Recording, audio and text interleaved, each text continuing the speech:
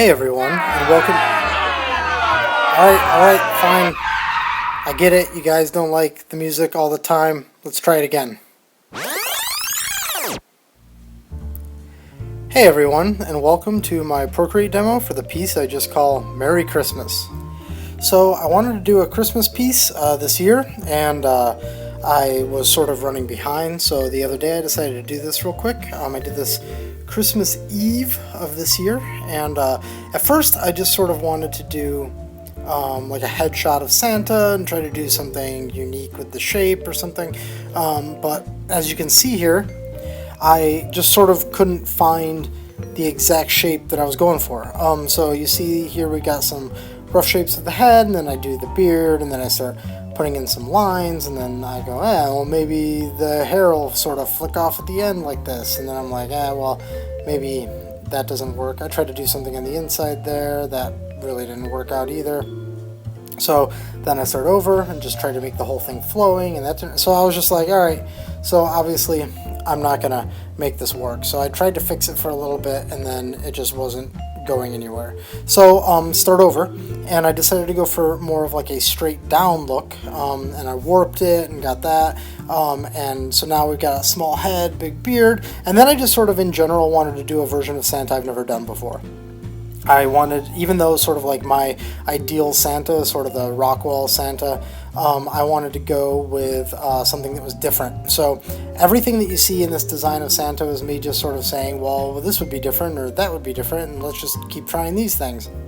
And then you'll see it goes from more of a headshot to a body. So this is me as I'm like fleshing it out. I'm coming up with more ideas as I'm going. So then I shrink it down a little bit, and I shrink it down a little bit. And so then we get to this, which is more or less the final illustration. So I thought it'd be awesome if he had a giant sack strapped to his back, and it was filled with all of the stuff that he was delivering, yeah. So now here we're getting in a little bit tighter, so you can see the actual drawing.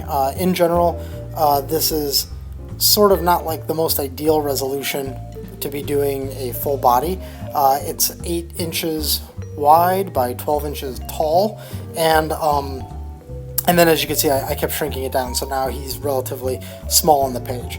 So now I'm just sort of going in and doing my usual penciling, or inking, or whatever you want to call it. It's really just my fat pencil with black as the color. And then here you can see also what I've explained in the past, which is where I've got separate layers for even the line art, just as I'm building it. So that's why you can see that line going through Santa's head there, and then I eventually can erase it away because it was all on separate layers.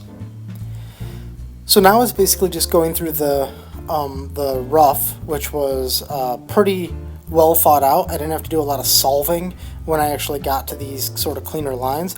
So I'm just sort of going through it piece by piece and finishing the line art and making sure that the line weights across the entire thing are sort of sound and consistent across the whole piece. The funny thing was with a lot of designs where you're sort of trying to reinterpret something, when I was done with this, I was sort of like, now I kind of want to reinterpret all of it, but I obviously don't have the time to do that, but that could be really fun. Also, it won't be very seasonal in like a day, so I'm not gonna bother, but I was just thinking about like what the rest of Santa's setup would be if he had this like sort of big bag that he carried around on his back. Maybe there isn't even a sleigh. Maybe there's something else. I don't know.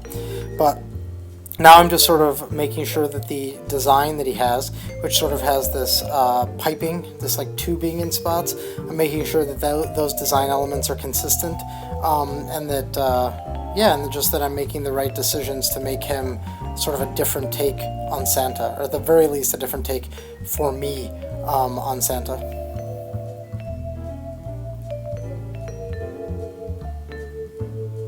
I hope you're enjoying the new music. I chose it specifically for those of you who complained. So you can see a bunch of little design decisions are made as the piece goes on. The little stitching that's in certain spots, the consistency of the tubing, the fact that he's got these sort of bells as buttons and he's got smaller bells on his shoes. This is really just sort of decisions that were made on the fly to make sure that the whole design was uniform. Now this for me is sort of an interesting part of this whole piece. I think a lot of the times people see the tutorials that I and others do, and you think that everything that we do is just sort of straightforward and that we sort of nail it. Here's a great example of an artist completely borking it on the illustration part. So I did that little rope that's got that braided, or not braided, but it's like that twisted look to the side of his head. And then here I am struggling to nail it on this side. I don't know what it was about this. I mean, it might have been because it was Christmas Eve and my kids were running around like crazy and it was just really distracting. But like really there's no excuse other than just sometimes you have a really shitty day when you're doing art and you can't pull it off. So here I try to do this rope. Now the good news is I did sort of realize that the rope was really noisy and that if I actually nailed it across the whole thing, it would have probably been too distracting. But you'll see here I eventually just struggle with it so much that I actually abandon it and I go for a more simplified rope look. Now, if this were a job and I absolutely had to nail this rope look, I obviously would have figured out a way to do it. But since this was just for fun and I was getting really frustrated, I decided, forget it, I'm not going to do it. So yeah, you can see that rope looks good on the side of his head, and every time I try to do it on the next section over here, it's a mess. Again, it might have been because I didn't have a lot of focus at the time, but anyways. Here's a great example of an artist just not being able to find their groove in the middle of a drawing and saying, you know what, fuck it, let's go with an alternate plan and do something completely different. So that's what I do right here. I just erase it and I go for a much more simplistic rope that's just a normal, you know, in terms of representation, it's just a tube, and then I put lines on it eventually, you can see, to give it like some sort of a texture. But I don't go with that big, heavy, dimensional rope in the final version. So now here we're just putting in that knot at the top where the bag is gathered. And then I thought it'd be kind of fun if the end of the rope had these ornaments, and that was sort of, you know, that's like a cinch, you know, so that you can cinch it up. And then anyway, so that is the logic behind those ornaments. I'm just trying to tie his theme together. And now I'm starting to go through and put the texture on the rope. It's just really basic. It's not anything special. I just made a really thin pencil and put like a, you know, just like a bunch of lines, like it's a texture, like it's the texture of the rope. And there it goes right now. Very tedious, but you know, I guess it's better than completely blowing the rope like I was doing a minute ago. Blowing the rope, that doesn't sound good. Anyways, so then once the rope gets finished here, we'll put some extra little tweaks on the bag itself, just some little like shadows.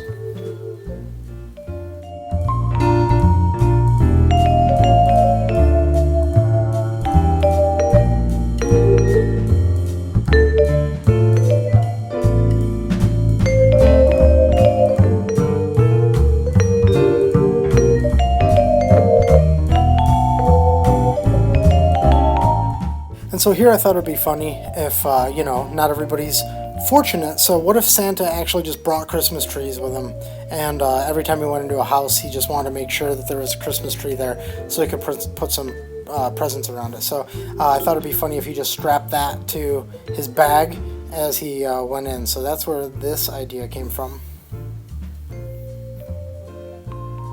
So all this here is the standard fat pencil that I use, and then I just obviously made the size bigger. Very similar to what I did with the fur collar on the previous piece, the Blade Journey video. And then just draw on the stump real quick.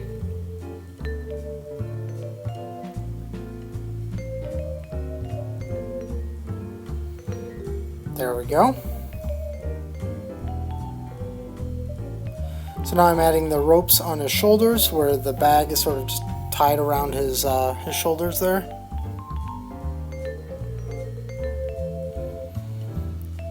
And then I thought it'd be fun to have some holly just like in his sleeves as sort of a decorative element. So that's where this is. I wanted to make sure that I had enough of this. I was actually going to put some other stuff too, like I was going to put like mistletoe hanging off of him and you know, just other paraphernalia that was Christmassy, almost sort of like he was kind of like Hellboy, and he just sort of carried a bunch of the stuff with him in case he needed it. But then I didn't want it to get too bogged down with all that kind of shit, so I just decided to go with the holly in the sleeves, in the cuffs, and then call it good. So now we're moving into the coloring portion. I tried to do the coloring sort of like I did in the last piece. The nice thing about it is it's fast and it's messy on purpose, and I think that it can give it a pretty interesting look. So I just went with the same dry brush that I used last time, or wet brush. It's one of those. It's like the last brush in the artistic section. Maybe it's the painter section. I don't know. I think I'm going to use my confusion and what brush I use right now to encourage you to experiment with all the brushes. There we go. That's how I'm going to spin that. So, I mean, really, that's what I do too, and I recommend anybody do it. Just when you're in the middle of doing something, if you got a minute that you're not rushing through a piece, just try a different brush than what you normally do. So I'm using that brush, and I'm also using a couple of the other brushes in the paint section. I guess the good news is none of these are custom brushes. They're all brushes straight out of Procreate. And so I just wanted to, you know, come away with a bit of a messier, paintery type of thing, but I didn't want to do any rendering. I wanted to keep it nice and simple so that I could sort of get through the whole piece fast. And to be honest, the simpler coloring makes it so that the message of the picture, the quirkiness of it, whatever you want to call it, just sort of stands on its own. So that's kind of nice. Overall, my layer stack in this, I haven't mentioned that at all yet, but my layer stack is pretty simplistic. Oh, here we go. Here I'm just using black to, and then lowering the opacity, and then I duplicated that layer and set it to saturation, and so then I used the darkening and the saturation blacks to control what that darker red was going to be on him. So anyways though, my layer stack is pretty simplistic. I just sort of made the layers as I went. There was no rhyme or reason to it. It wasn't very organized. Not because I was rushing and was disorganized. I just didn't feel like the look I was going for was going to require that much organization. So here we've got the bag painted in, and now I'm doing the ropes in a very dark brown just to get them painted in, and then I went in and adjusted it with hue saturation to lighten those ropes. And now I'm using actually my fat pencil to do the coloring on the tree. That way I can mimic the line art that I was using, so that I could then extend past the line art and have the, you know, the needles go a little bit further in spots.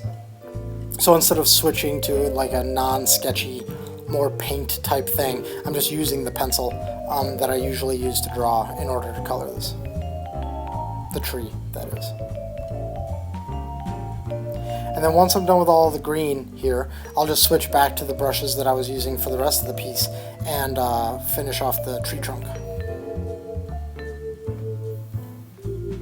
That one brush, by the way, is really messy and it's really hard to control its size, which is why you'll see me often just sort of paint this big messy blob and then erase away, because it's easier for me to get the look of the brush and then subtract than it is to control it in the moment.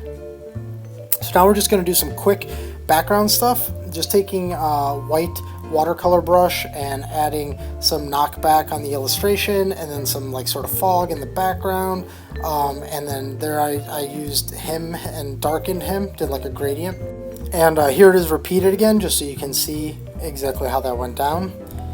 It's really just using white and controlling the opacity. That's how the whole thing was done. No fancy tricks there whatsoever. And then here at the end I decided to do a little bit of handwriting. I have terrible handwriting, but when I do it like this I can control it a little bit better. So I just used the straight line as a guide and then wrote in what I wanted it to be, set that to multiply, put that little bit of white behind it, and then I added this sort of frame look around the entire thing, which was just done using blurs and stuff like that. Pretty simplistic. And then went in with the with one of the paint splatter brushes that does a singular splatter basically, and just set it really small and used that as my snow across the entire thing. So yeah, so anyways, I hope everybody enjoyed this one. Merry Christmas to all that celebrate it, and I hope you had a great holiday season, and here's to a pretty fun year of doing Procreate videos for everyone, and hope to see you next year. Thanks guys. And if you're looking for me on the internet, these are the places where you can find me.